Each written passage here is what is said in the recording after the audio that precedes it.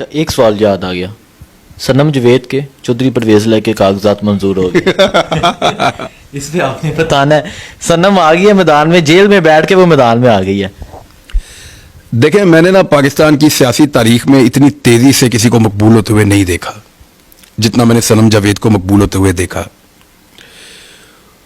उसका रीजन उसकी जुर्रत है, उसका रीजन जो है वो उसका डट जाना है। उन्हें आती लड़की है, एक लड़की बेचारी कितनी ताकतवर हो सकती है नॉर्मली, लेकिन वो अपने मौक़िफ़ के ऊपर कायम है। दूसरा, उसने वफादारी दिखाई है इमरान खान के साथ।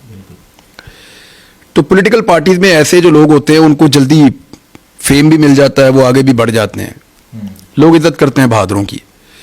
तो ये मेरी भी ख्वाहिश थी कि ये इलेक्शन होना चाहिए। मैं देखना चाहता हूं कि लोग एक लाडले बादशाह की बेटी को वोट डालते हैं या एक मिडिल क्लास की ऐसी लड़की को जिसने एक नई मिसाल कायम कर दी है। ये मैं देखना चाहता हूं।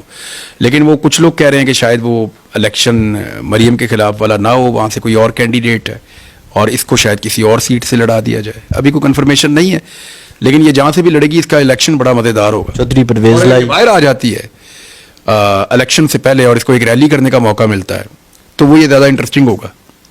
चौधरी परवेज लाई जो है उन्होंने MNA वाला तो नहीं किया था, मेरे ख्याल में MPA वाला उनका हो गया।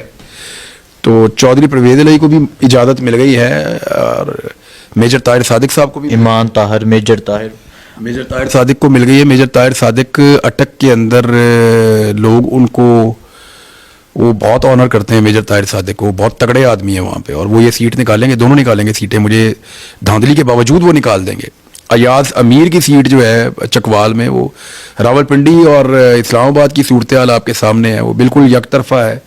जेलम में फवाद चौधरी वगैरह ने बड़ी कोशिश की लेकिन नहीं, वो उधर तो बाकी पॉलिटिकल पार्टीज का भी। देखिए, ये जो बेल्ट है ना आपकी, जो इस्लामाबाद से लाहौर तक पहुँचती है, यहाँ पे तो पाकिस्तान तहरीक इंसाफ का तोती बोलता है।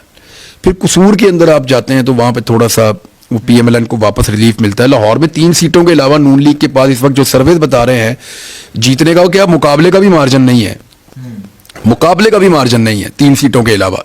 3 सीटों में मुकाबला है इनका। तो ये लाहौर में मियाँ साहब की कलाबाजियों ने यहाँ तक पहुँचा दिया नून लीग को। तो इन्होंने ये 6-7 सीटों से वज़ीर-ए-आज़म बनना है। नहीं, वो तो उनको सीटें, तो उनको कोशिश तो वो कर रहे हैं कि उनको सीटें दिलवा दी जाएं। मियाँ साहब जो है वो काफ़ी उन्होंने कोशिश की है कि उनको सीटें दिलवा दी जाएं। डिपेंड करता है कि कितना कम टर्नआउट वो करवा पाते हैं। टर्नआउट जितना कम होगा ना उतना मियाँ साहब को फायदा। पार्टी रह गई है इस्तेहकाम पार्टी, उस पर बात नहीं की। अलीम खान की एक स्टेटमेंट आई थी, मैं काम पार्टी इस्तेहकाम पाकिस्तान, अलीम खान, जहांगीर तरीन।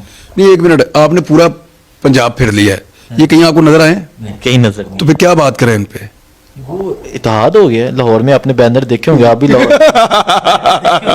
वो मैंने वो देखे हैं यार, वैसे हद हो गई है, खुदा की कसम हद हो गई है।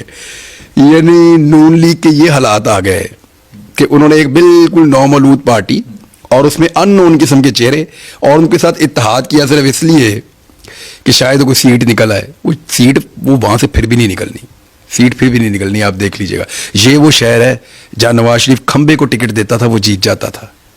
फिर मियाँ साहब ने कलाबाजियाँ लगाना शुरू की और आज वो शहर है जहाँ नवाज शरीफ के मुकाबले में खंबा आता है, टूटते हाल हो गई है। अब धांधली करके ये जो मर्जी कर ले, लेकिन इलेक्शन हो चुका है, उसका रिजल्ट भी आ चुका है।